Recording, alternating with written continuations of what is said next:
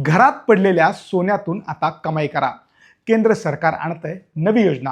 गेल्या वर्षापासून सोने चांदी हे धातू सर्वाधिक चर्चेत आहेत, कारण या धातूंच्या वाढते व घटते भावावर देशवासियांचे लक्ष लागले आहे. देशात सोन्याची मागणी वाढली आहे.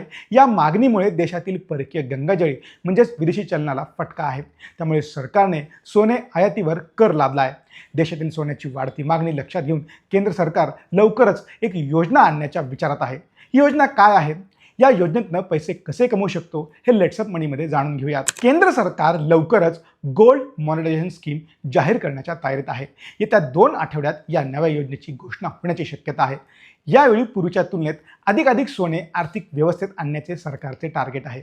सरकारने 1000 टनांहून अधिक सोने या योजनेद्वारे प्रणालीत आणण्याचे लक्ष ठेवले जाऊ शकते. त्यामुळे देशाच्या अर्थव्यवस्थेला मोठा फायदा होण्याची अपेक्षा आहे. विश्वासू ज्वेलर्सकडे जमा करा सोने.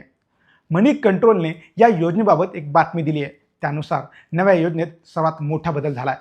आता केवळ बँकाच नव्हे तर देशभरातील सराफ व्यावसायिकांनाही या योजनेत सहभागी करून घेतले जाणार आहे. प्रस्तावानुसार ज्वेलर्सना कलेक्शन पार्टनर म्हणून नियुक्त केले जाणार आहे. त्यामुळे नागरिकांना त्यांच्या घरातील सोने थेट विश्वासू ज्वेलर्सकडे जमा करता येईल.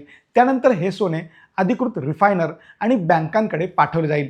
लोकांचा बँकांच्या तुलनेत ज्वेलर्सवर अधिक विश्वास असल्याने या बदलामुळे या योजनेला चांगला प्रतिसाद मिळेल असा सरकारचा विश्वास आहे. केवळ 5% सोने ही ठरू शकते गेम चेंजर.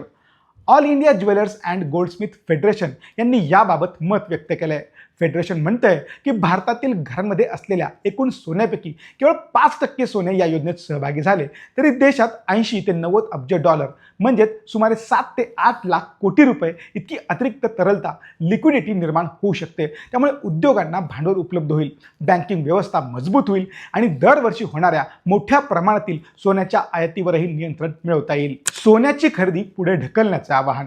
ही योजना अशा वेळी पुढे येत आहे जेव्हा नुकतेच पंतप्रधान नरेंद्र मोदी यांनी नागरिकांना 1 वर्षासाठी नवीन सोने खरेदी टाळण्याचे आवाहन केले होते. भारत हा जगातील सर्वाधिक सोने खरेदी करणाऱ्या देशांपैकी एक असल्याने दरवर्षी सोन्याच्या आयातीवर अब्जावधी डॉलर खर्च होतात.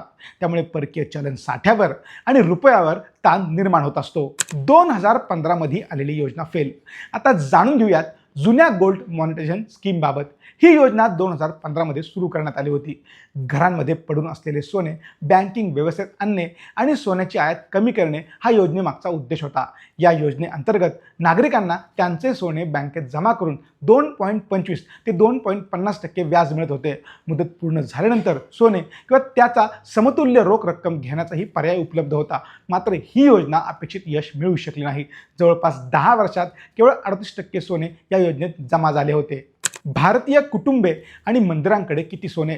दुसरीकडे भारतीय कुटुंबे आणि मंदिरांकडे 25,000 टनांहून अधिक सोने असल्याचा एक अंदाज आहे. तज्ज्ञांच्या मते भावनिक आणि पारंपरिक मूल्य असलेले दागिने वितळवण्यास नागरिक तयार नव्हते. तसेच कर तपासणीची भीती, गुंतागुंतीची प्रक्रिया आणि बँकांचा मर्यादित सहभाग ही देखील योजनेच्या अपयशाची प्रमुख कारणे ठरली. अर्थव्यवस्थेला मिळू शकतो मोठा आधार.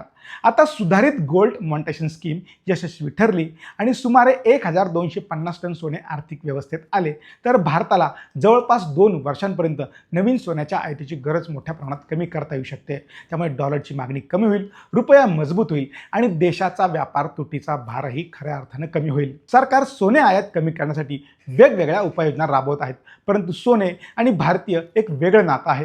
पण ज्वेलरचा सहभाग आणि नव्या प्रक्रियेमुळे नागरिकांचा विश्वास जिंकण्यात यश आले तर घरात वर्षानुवर्षे निष्क्रिय पडून असलेले सोने केवळ नागरिकांसाठी अतिरिक्त उत्पन्नाचे साधन ठरणार नाही तर भारताच्या अर्थव्यवस्थेलाही मोठा या निमित्ताने आधार मिळू शकतो. या स्कीमबद्दल तुम्हाला काय वाटतं आम्हाला कॉमेंट करून नक्की सांगा.